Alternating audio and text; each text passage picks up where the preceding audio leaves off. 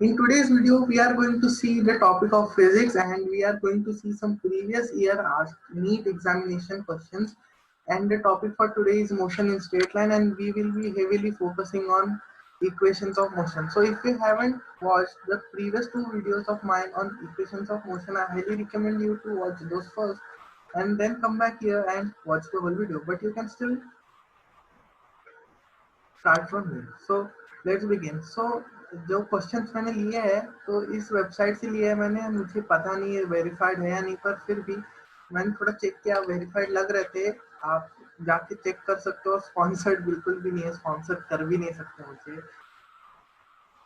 So without wasting any much further time let us start the video so पहले हमने equations of motion तीन derive किए थे जो कि है v equal to u plus A T जहां पर v फाइनल वेलोसिटी है u इनिशियल वेलोसिटी है a acceleration and t is equal to time then we had s equal to ut plus half at square where s is displacement and third equation is v square equal to u square plus 2as and ये gravity के साथ equation change होते हैं एक जगह g आएगा अगर ऊपर जाएगा तो माइनस हो जाएगा you will understand it better with some example so इधर मैंने इधर क्वेश्चन जिस ईयर में आया था वो लिखा है और यहाँ पर क्वेश्चन लिखा है सो our first question for today is a particle starts its motion you can pause your screen and read it so यहाँ पर important चीज है कि लिखा है constant force मतलब जो acceleration दोनों केस में रहेगा वो constant रहेगा s2 में भी और s1 में भी सो हमने अभी देखा था कि s equal to U T plus half A T square इसे हमने डिराइव भी किया है सो आप इसका फर्स्ट वीडियो देख सकते हो और अगर आपको न्यूमेरिकल्स का एप्लीकेशन जानना है तो आप सेकंड वीडियो देख सकते हो एलईडी रेसनिक की बुक से तो S1 हमारा जो है S1 10 सेकंड के लिए है और S2 20 सेकंड के लिए एक्सेलरेशन इक्वल टू सेम है दोनों केस में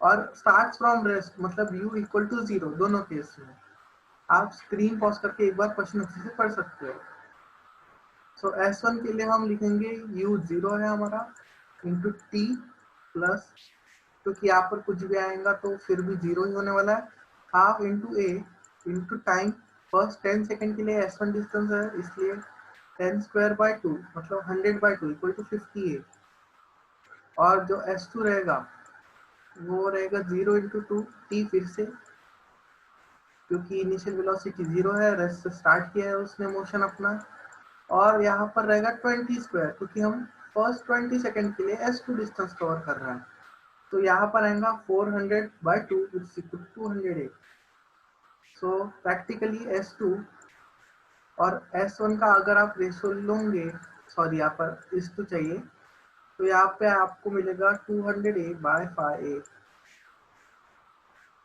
58 मतलब यहाँ पर 4/1 का रेशियो आ रहा है तो S2 इक्वल टू 4S1 जो कि काफी इजीली आ जाता है so this was a quite easy question which was asked in NEET 2009.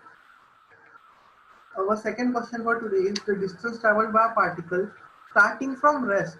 मतलब यहाँ पर भी u equal to 0 एक्सेलरेशन हमको दिया है 4/3 मीटर पर सेकेंड स्क्वायर और हमको पता करना है कि थर्ड सेकेंड में उसने कितना डिस्टेंस कवर किया है सो इसके लिए एक स्पेशल फॉर्मूला होता है so first of all I am not a very good teacher so मैं डायरेक्ट फॉर्मूला से करने वाला हूँ क्योंकि मेरा केमिस्ट्री आपने देखा होगा केमिस्ट्री थोड़ा अच्छे से मुझे एक्सप्लेन करना हो सकता है पर फिजिक्स मेरे इतने अच्छे से एक्सप्लेन नहीं होगा तो एनीवेज एस एन एच का एक फॉर्मूला होता है मतलब अगर कौन से एन एच सेकेंड में कितना डिस्टेंस कवर किया है डिस्टेंस या डिस्प्लेसमेंट उसके लिए फॉर्मूला होता है u प्लस ए मतलब एक्सेलरेशन बाय 2 और जो सेकेंड रहेगा -1 इसको अप्लाई करते हैं थर्ड सेकेंड का हमें जानना है बॉडी रेस्ट से शुरू हुई है एक्सेलरेशन है 4/3 और ये डिनोमिनेटर में 2 है सो इंटू 2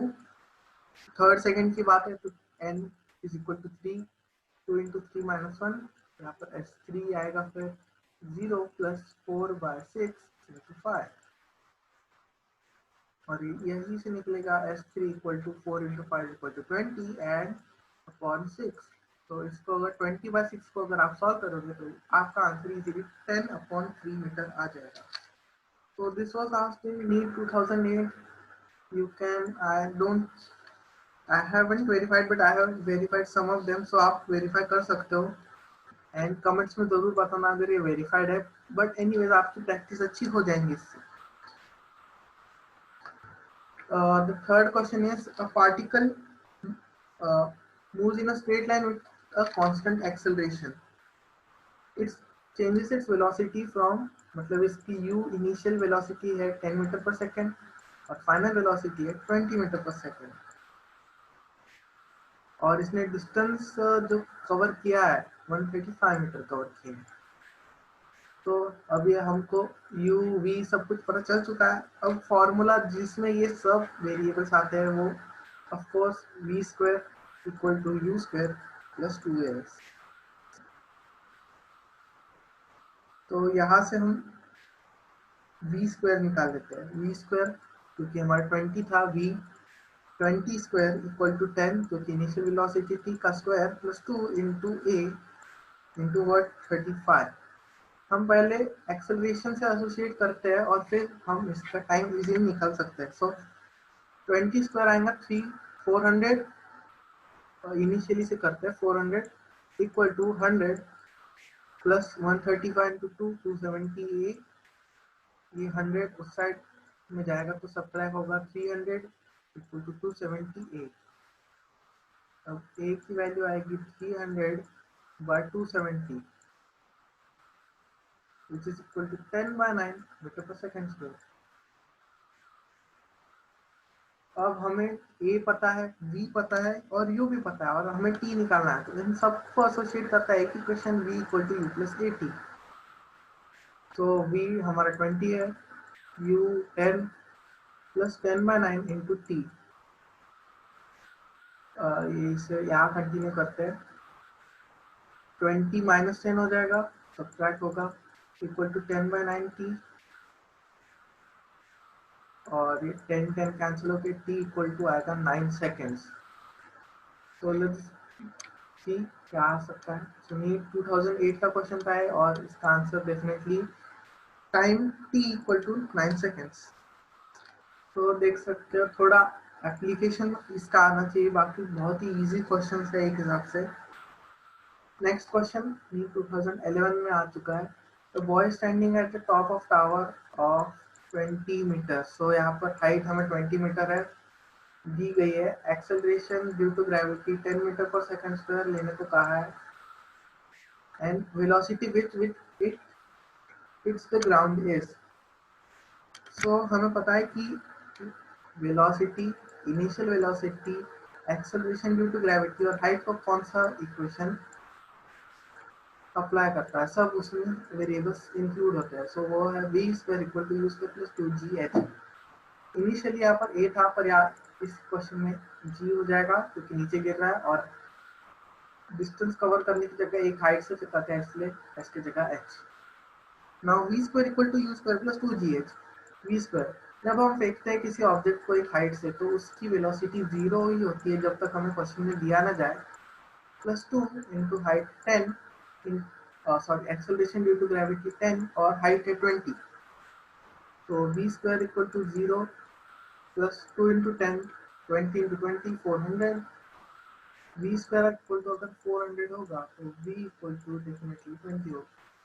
इससे एक स्टेप और बड़ा कर सकते हैं अगर सब्जेक्टिव में यहाँ पर ऐसे तो हम ऐसे ही लिख सकते हैं v equal to root 400 equal to 20 metre per second जो कि हमें दिख रहा है ऑप्शन 1 में. सो ये क्वेश्चन भी बहुत इजीली सॉल्व हो गया. आई होप आप अंडरस्टैंड कर सकते हो इतना. आई होप कि मैं अच्छे से एक्सप्लेन कर सक रहा हूँ. कमेंट्स में ज़रूर बताना अगर अच्छे से आपको समझ में आ रहा होगा. सो a particle covers half of its total distance with speed v1 and the rest half distance with speed v2. Its average speed during complete journey is. तो एक फॉर्मूला बेस्ड क्वेश्चन है. इसे अगर न्यूमेरिकल आए तो इसे डेफिनेटली यूज कर सकते हैं. 2v1 v2 equal bye v1 plus v2. ये इसमें हम ज़्यादा टाइम नहीं लेंगे क्योंकि ये डायरेक्ट फॉर्मूला पर बेस्ड है. Next question is, a ball is dropped from a height higher as platform at t equal to 0 starting from rest. Definitely यहाँ पर दे दिया गया u equal to 0 after 6 second, और यहाँ ये थोड़ा कॉम्प्लिकेटेड है समझने के लिए. सो एक जो फर्स्ट बॉल है वो 18, जब t इक्वल टू 0 था, जस्ट मिनट, जब t इक्वल टू 0 था तब उसे फेंका गया. और जो दूसरा बॉल था वो जब t इक्वल टू, जब 6 सेकेंड हो गए थे इस बॉल को फेंक कर, तो उसे तब फेंका गया. और दोनों बॉल मीट कर रहे हैं 18 सेकेंड्स पर. मतलब इसने तो 28 सेकेंड लिए, पर इसे 6 सेकेंड बाद फेंका गया सेकेंड बॉल को, इस सेकेंड बॉल को, और इसे टाइम 0 जब था तब फेंका गया. सो इसे कितने सेकेंड लेंगे, 6 सेकेंड बाद फेंका गया, तो इसलिए डेफिनेटली सेकेंड बॉल को लगेगा time 18 second minus 6 second which is equal to 12 seconds. So इन सबको एसोसिएट करता है एक ही फॉर्मूला, u इक्वल टू 0 हमें पता है, h equal to U T plus half g t square. First ball के लिए पहले निकाल लेते हैं. t इक्वल टू 18 सेकेंड है फर्स्ट बॉल में. So here it goes, h equal to half, sorry g 0 into 18, मतलब 0 ही आएगा, प्लस हाफ इंटू 10 इंटू 18 का स्क्वायर. सॉरी ये स्क्रीन थोड़ी. और सेकेंड बॉल के लिए यही हाइट इक्वल टू वही रहने वाली है, पर इसे किसी स्पीड से फेंका गया. अगर आप क्वेश्चन अच्छे से देखोगे तो after 6 second another ball is throne downwards from the same platform with speed v, मतलब ये रेस्ट से नहीं फेंका गया है. सो इसके लिए v इंटू टी जो कि 12 plus half into 10 into 12 second में आए, इसे 12 का स्क्वायर.